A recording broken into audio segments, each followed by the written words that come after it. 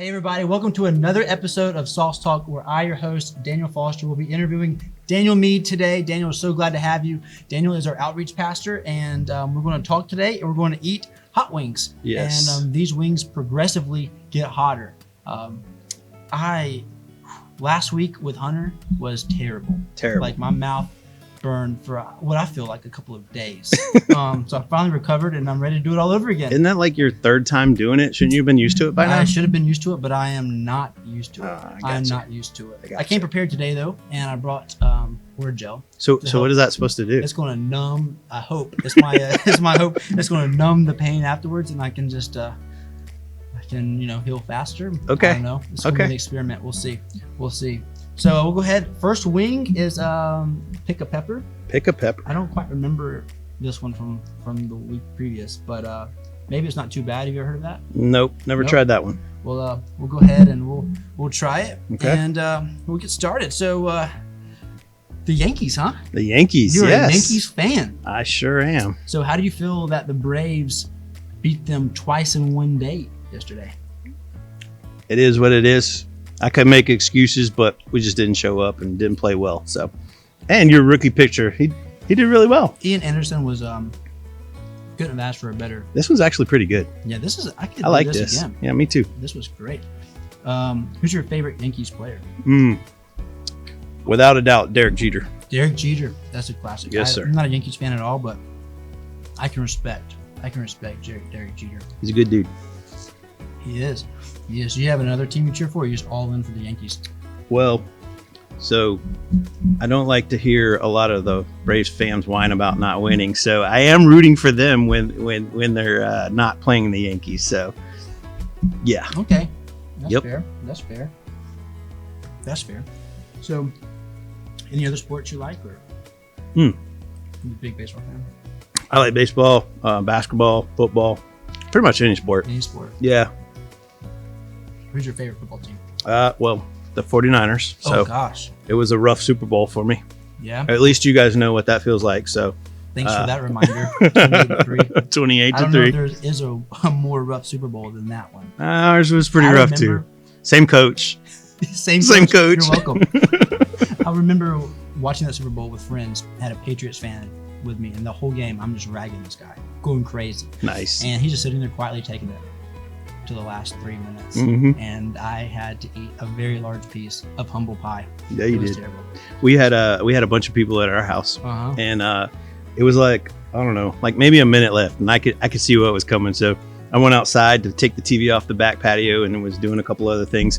I come back inside, everybody was gone. As soon as the game ended, they bolted. They didn't even say bye. They didn't do wanna anything. hang Yeah, around and chat. they did not hang around and chat. It's a long Nope. drive home, man, when you get beat like that. That's terrible. Sad memories. So this next wing is tiger sauce. I do think I remember this one. Okay. And that first one wasn't very hot. Not at all. It's got a little bit of a kick. Yeah, a little bit. But I don't like hot stuff. I go to Zaxby's, I'll order Wimpy, Mhm. and I tell them to go light on the Wimpy sauce. Okay. That one wasn't terrible. So you're a lightweight. Lightweight. Yeah, Okay. I guess that's All what right. you can call it. If Gotcha. you want to make fun, go ahead. Okay. No, we're good. We're good. Um, We'll see what you call me when I eat the last one. So. no, I'm not calling no names because I know I'll be right there with you. This one is tiger sauce, so let's try tiger sauce. All right, tiger sauce it is. So no surprise, we are in a pandemic. I ask this Yes. question each week. Just want to kind of see how or what are you doing to grow. My wing's falling apart here. Yeah, mine is too. What are you doing to grow during the season? It's a very different season for all of us. Nobody thought 2020 would look like this. So what are you doing to grow personally?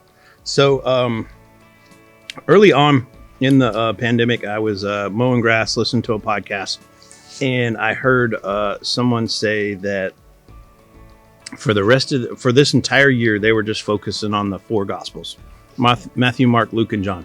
And if it meant she was going to read them over and over and over throughout the year, she was going to do that. And she said the reason why was because if we're supposed to be more like Jesus and we're supposed to take on his attributes and like try to be more like him, we should know everything we could possibly know about him. You drinking water already? I'm sweating. Oh man, sweating. Wing too. That's number 2. I know that one had a little bit of bite. I liked it. Tastes great. Yeah, it's got a sweet I love taste to that though. So if we're going to be as Christ-like as possible, Christ-centered, then we probably should be studying Christ, how Christ responded in moments of anger and moments of temptation. Exactly. Wow, that's great. And exactly how he responded to people. And I think as a country right now, we all need to stop and just see how Jesus, as Christians, respond, how Jesus responded to things, not how we perceive it, but actually read and dig in and find out how he responded. We might make a difference if we stopped and did that and actually took on exactly how Jesus did things. Yeah, that's good. I know Carl spoke a few weeks back about Paul in prison, and his point was the world's watching. Yep. The world's watching. How are we going to respond? They're wanting to see how are Christians, those that are supposed to be loving and kind, how are you responding to different situations that's happening? Exactly. And, man, that's great. That's great. I love that. This next wing, I got a massive wing right here. Like, yeah, you do. I got 2 for the price of 1. It is a hot pepper sauce. Hot pepper sauce. Grace. All right. Grace is hot pepper. Hopefully it offers a little bit of grace. That's the exact same Hunter. Oh, did it? Hunter had last week, so I must have collaborated. Nice. No, I didn't even see it. Grace. So, all right. So that's how you've been affected, but you have a unique perspective. You're a dad. Cooper is, how old is Cooper? 9? Cooper turned 9 during the pandemic. 9 during the pandemic. That's so right. What a birthday, right? Right. It was early on too, and we had to be like, usually his grandparents come from North Carolina, hang out with him, his aunts and uncles, and he loves it because he gets to see them all. And we had to help him understand why they couldn't come early on. So he's handled it pretty well. Yeah, that's my question is how has he handled the pandemic, isolated, not seeing his friends, school? How is that? Yeah, as a dad. Yeah, it's tough on me because I see early on he was a little disappointed. He started getting a little grouchy at certain times because he basically, yeah, I think a lot of people experience that.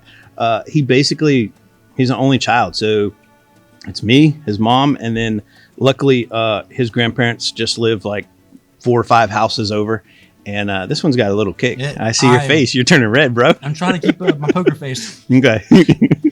Not doing a good job, apparently. He's able to go to their house and have a break, but as far as kids, he really hasn't been able to play with many kids. Right. Luckily, here at church, he's been able to play with some of the staff kids that are his age once or twice a week, and it's meant the world to him. I could tell the days that he's able to play with those kids.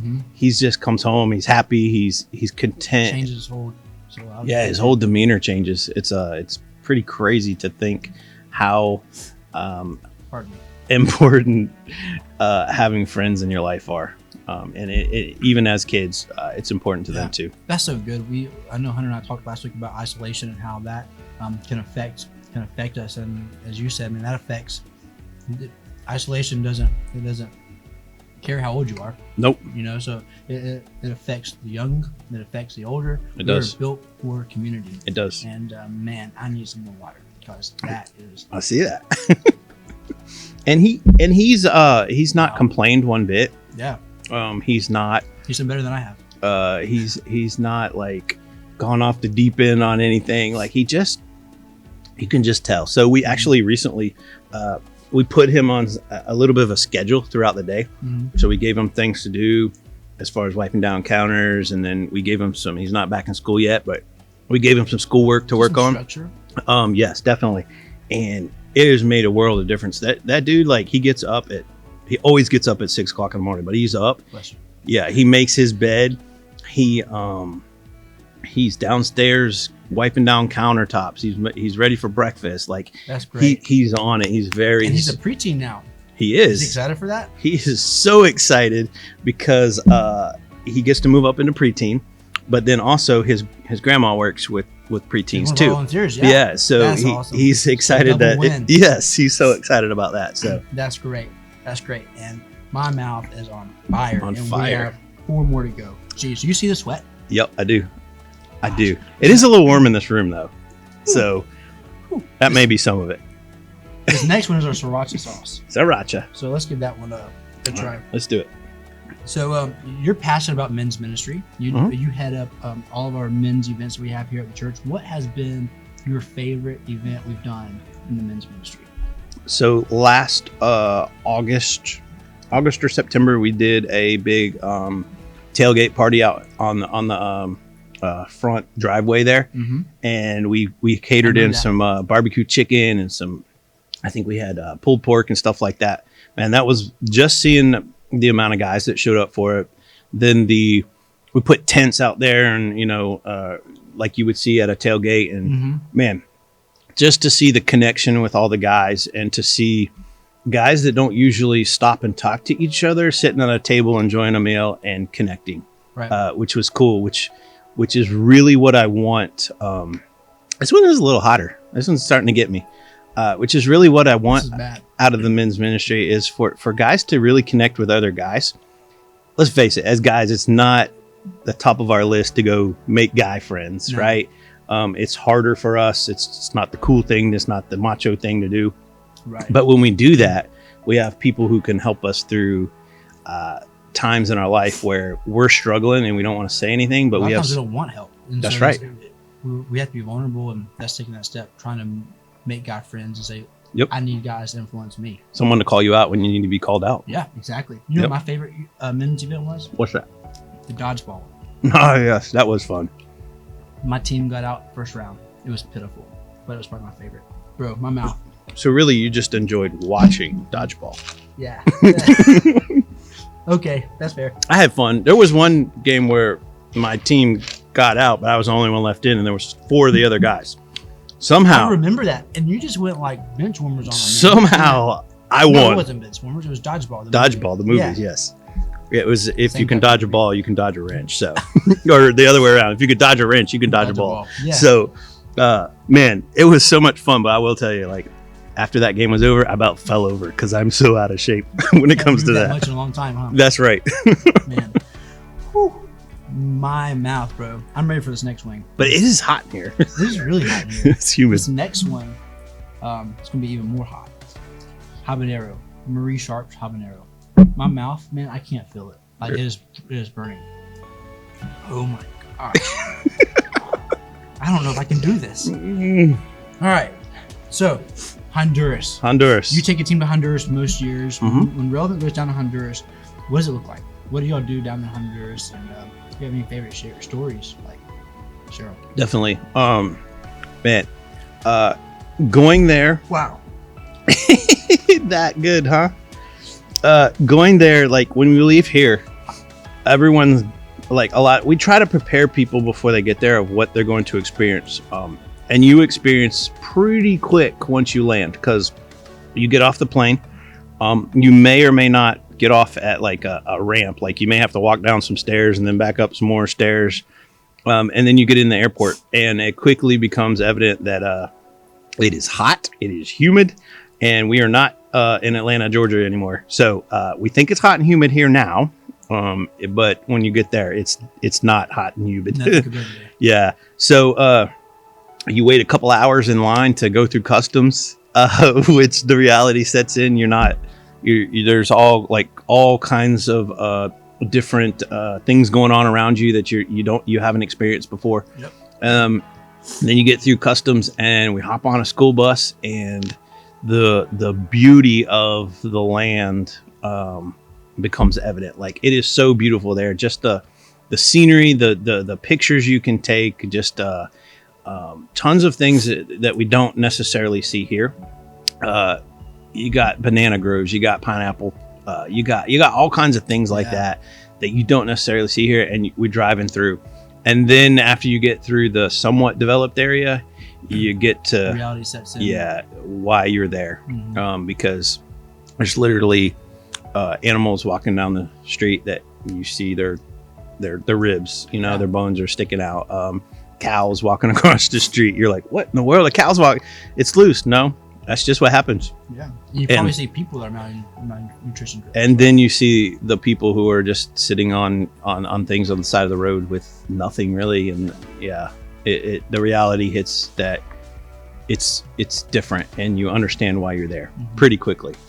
Wow. What is one of your favorite stories? Man, that's actually really good. I'm loving that.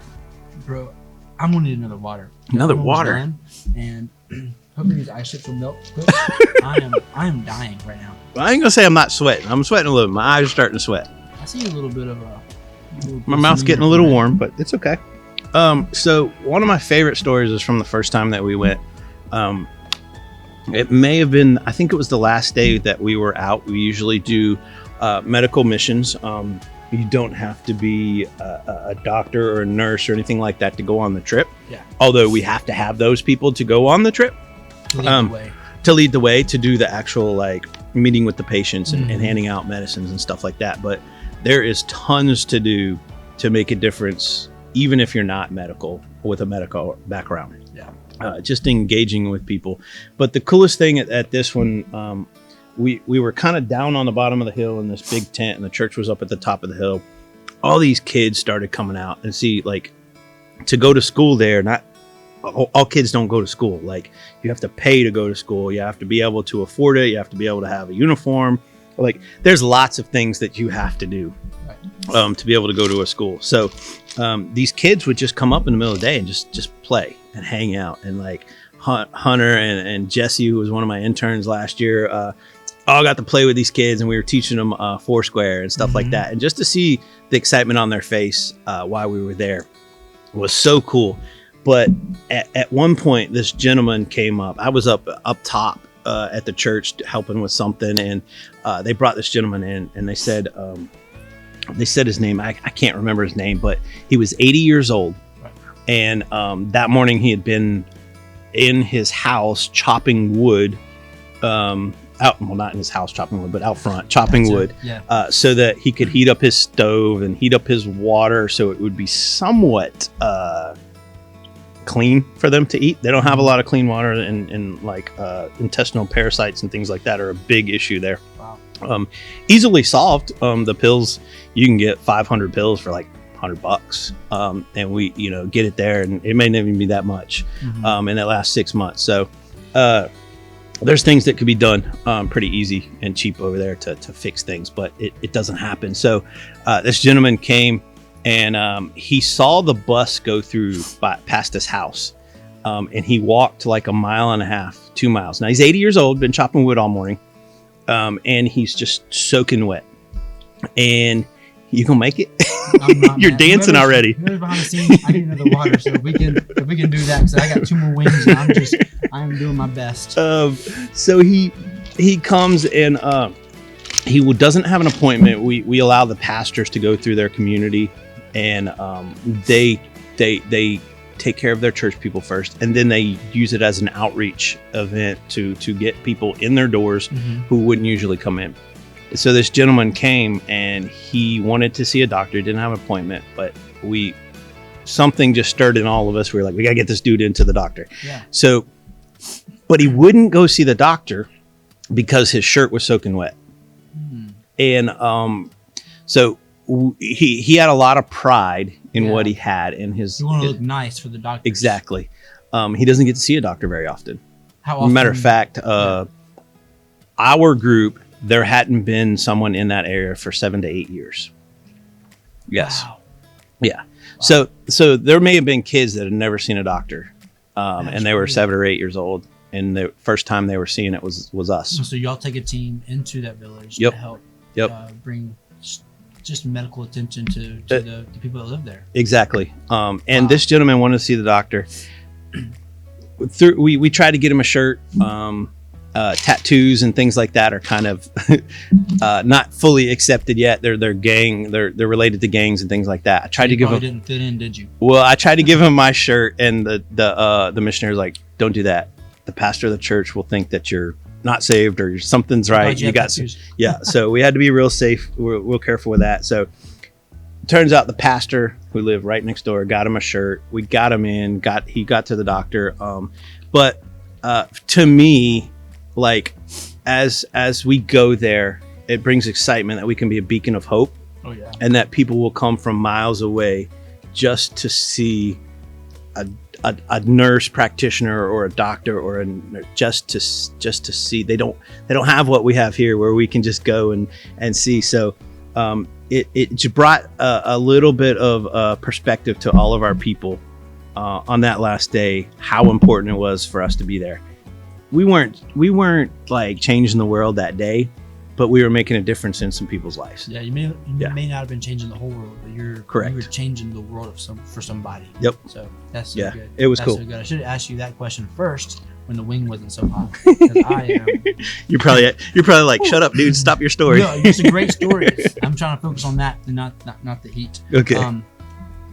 So this next wing is actually beware. Beware. It is beware. Okay. That's not a there we go. Whew. Reinforcements. That's not like a warning label. That is the actual name of the sauce. Okay. Which doesn't give me a whole lot of hope. Nice. And a whole lot of anxiety. So we'll go ahead and we'll go for the next one. All right, let's do it. And foster care. Mm-hmm. You are a huge advocate for foster care, and you oversee the foster care ministry here at Relevant Church. Tell me a little bit about that. Okay. So yeah, it's part of my responsibilities is foster care. I love getting to be wipe my lips here. I will burn your lips. Beware. So I love being a part of this because this is connecting families who have a heart to help children who have been in situations that are none of us can imagine. Mm-hmm. Really, we can't even say we understand. But we get to bring this to people, and I'll help them through that process. And the coolest thing was this year, we actually had two of our original people who started with our foster care. Yeah, it's getting a little hot. My throat's burning a little bit. Mm-hmm. Mouth's watering. So two of our families got to finalize that process this year. And while our end goal is not adoption, and theirs weren't to start with, they felt led after having these children for a year or two that's the way, and they were able to adopt their children. A matter of fact, it's 3 families. I totally forgot because one happened over the pandemic, and we were all able to zoom in with them and watch it happen. Wow, that is cool. Yes, it was so cool. And that one is really hot because my tongue is burning now. My mouth, man, it's woo. I am sweating. Wow, this last one. You ready for this last wing? Are you ready for this last wing? I'm ready to get this last wing over with. All right. Open up bottle number 2. Well, let's do it. This last one is Tropical Pepper Company Ghost Pepper. So I was reading the label before, and the side of it says this. It says, "This sauce will haunt your dreams." Just what I need. Yeah, with nightmares. Just what I need. That doesn't make me excited to try this. It doesn't, man. I am, the sides of my head now, I'm sweating. Yep. I'm going to ask you this question before we bite that, because I have a feeling that once we bite into that one, we're not going to be able to talk very well. Okay, let's do it. For the Love Day. It's a big event we have each year where our people go out into the Henry County area, in and around Henry County, and we just love on the people around us, serving our community. When is our next For the Love Day? When can we be looking for that? So I'm glad you asked me that. It is coming up. Some of you may have already seen some social media push about this. September 12th, we are doing a For the Love Day. It will look a little different than it has in the past, just because we had one planned back in March or April, and we had to put the brakes on it because what we were going to do didn't make a lot of sense at that time. Yeah. So we've kind of stepped back and looked at what's going on in the world and how can we. Whew, that's getting hotter as I sit here. Oh gosh. How can we help people be safe, and how can we help people? How can we help people and really meet some needs right now on what's going on in our communities and stuff like that. So I'm excited about September 12th. And as you see social media, and log on, figure out how to sign up, myrelevant.cc. It's on there, and you can sign up for something or a project for that day. Yeah, go ahead and take a bite out of that wing. Mm-hmm. I'm doing it. I look forward to For the Love each year. I remember my first year doing this, when we went and fed the homeless. We actually found a homeless compound behind a shopping center in the woods made of tents where people were living there, and we got to bring them lunch and just spend some time with them. And that was a huge impact. Yep, that's hitting my stomach right now. My mouth is burning. My mouth's not burning, but my stomach is about to be on fire. Well, Daniel, thank you so much for joining me today and enduring the heat. Yeah, man. And we'll be back next week with another episode of Sauce Talk.